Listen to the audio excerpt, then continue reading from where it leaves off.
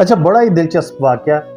Train में हम लोग एक दफ़ा सफ़र कर रहे थे और जिस सेक्शन में हम बैठे थे वहाँ एक मौलवी साहब बैठे थे, और मौलवी साहब चूँकि बाइल्म होते हैं और उन्हें बड़ा शौक़ होता है गुफ्तगू करने का। जहाँ भी 4 लोग देखें उनका शौक़ होता है कि गुफ्तगू करें।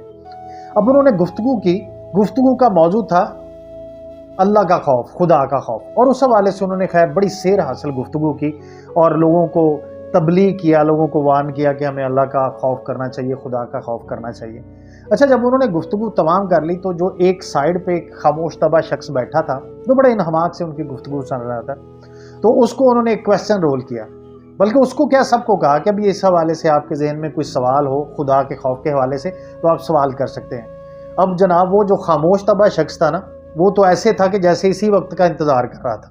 तो उसने मौका गनीमत जाना और जनाब कहा कि जनाब मौलवी साहब, एक सवाल है कि क्या आपको पता है कि सबसे जो कम चर्बी है जंगली जानवरों में वो किसके जिस्म में होती है?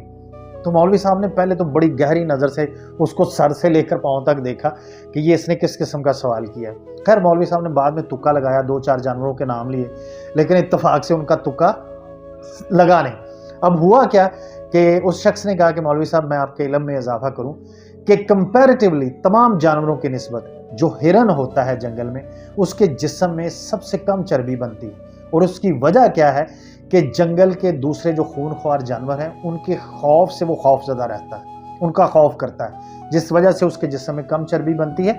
और इवन रिसर्च ने यह भी साबित किया है कि जब वो पानी पीता है किसी घाट पर तो 1 मिनट के अंदर 30 से ज़ायद बार इधर उधर देखता है कि कहीं कोई चीर फाड़ करने वाला जानवर उसको ना पकड़ ले। ये भी डर होता है कि उस जौहड़ में से कोई मगरमच्छ ना उसे पकड़ ले, तो इस वजह से उसके जिस्म में चर्बी कम होती है। और मौलवी साहब, आपने बड़ी डिटेल से हमें लेक्चर दिया खुदा के खौफ के हवाले से, लेकिन आपकी तो जो गर्दन है वो चर्बी की वजह से मुड़ नहीं रही, तो आप कैसे दावा कर सकते हैं कि आपको खुदा का खौफ है?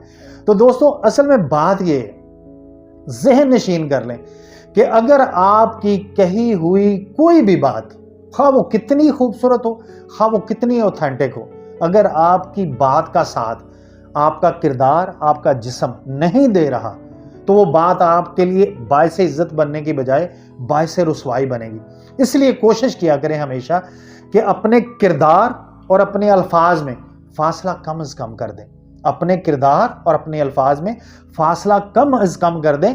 और इस बात की गारंटी है फिर कि आपके लिए जो अल्लाह ताला ने दुनिया में और आखिरत में इनाम इकराम रखे, वो सारे के सारे अल्लाह ताला की ज़ात उसके ख़जाने आपके लिए खोल देगी। लेकिन शर्त यही है कि जितना आपको पता है उस पर फिर आप अमल शुरू कर दें।